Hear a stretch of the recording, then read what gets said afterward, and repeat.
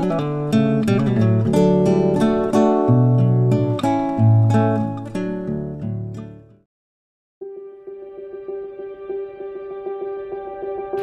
back 2016, nung nag-decide po ako mag-aral kasi marami nagsasabi na mag-aral daw ako kasi yun nga last na ng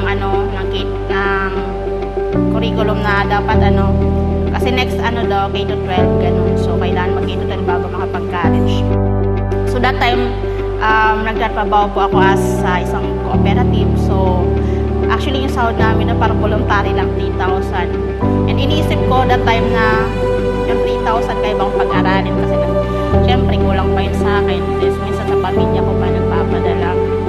Pero nag-pray ako kay Lord na Lord, will mo ba na mag-aral ako kasi wala talaga akong pera. Wala akong stable na trabaho or maayos na income. Pero binigay ni Lord yung Joshua 9 na be strong and courageous. Do not be afraid or discouraged for I am the Lord. I'm with you wherever you go. So that time nung na-confirm ko, nag-aral ako, inayos ko, nag-entrance exam ko ako sa BSU or sa Pulso.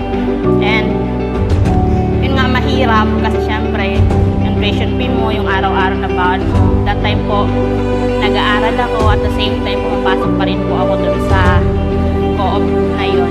And nakakatuwa kasi nag-take ako ng first step talaga, nag-aaral, nag-enroll.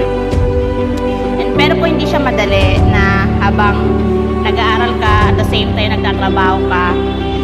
Dumating sa time nung second year na po ako, nagkasakit ako and inibab ko na po yung trabaho. So imagine, wala na akong trabaho noon. Paano ko tutustusan yung pag-aaral, paano yung pamasahe, yung project. So, pero sabi ko, Lord, nagtitiwala ko sa'yo kasi ito yung binigay mo. And that time po, ginawa ko, nagbenta-benta pa ako, online selling, lahat ng pwede pong ibenta, binenta ko na, basta legal. Eh nakakatuwa kasi yung mga prof ko bumibili, yung mga classmate ko, alam nila yung pinagdadaanan ko.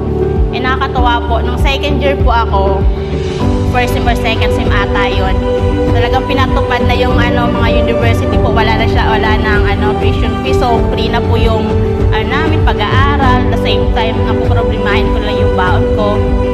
Pero mahirap pa rin po yun na baon mo sa araw-araw project kasi nga online selling yung pinagkakakitaan ko that time. And nakakatuwa rin po, diba? Talagang nag-pray pa rin ako kay Lord na kung paano ba masusurvive yung 4 years sa college ko.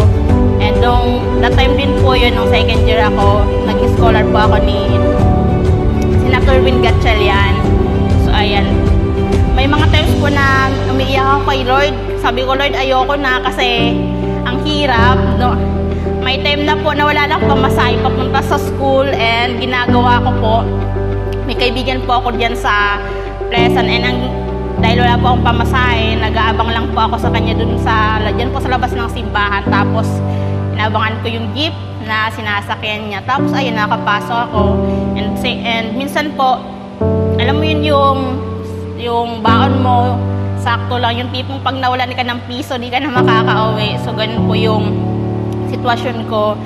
Pero habang kung ginagawa ko yung nag-aaral, nagtatrabaho, nagsisell group din po ako, di ko pinapabayaan yung mga gawain ko simbahan. Sabi ko rin ayaw kong pabayaan yung gawain ko yung ministry sa'yo kasi ikaw yung nagbigay nito sa akin, ikaw yung nagbigay nito and ayoko ipagpalit yung blessing, yung pag-aaral ko sa mga ginagawa ko sa simbahan. So, alam niyo po, by the grace of God po, noong 2020 po, graduate po ako.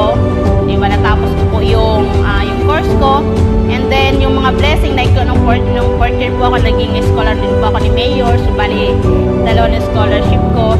So, ayun po, yung imposible yun na feeling mo hindi ka makapag-aral kasi wala kang income, walang magsusupport sa'yo.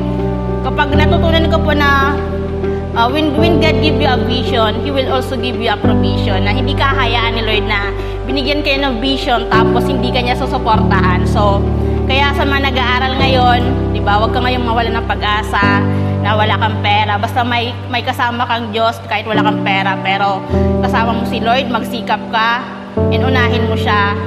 Lahat ng mga pangarap mo, lahat ng din design ng puso mo, ibibigay sa iyo ni Lord. So, yun lamang po. Thank you.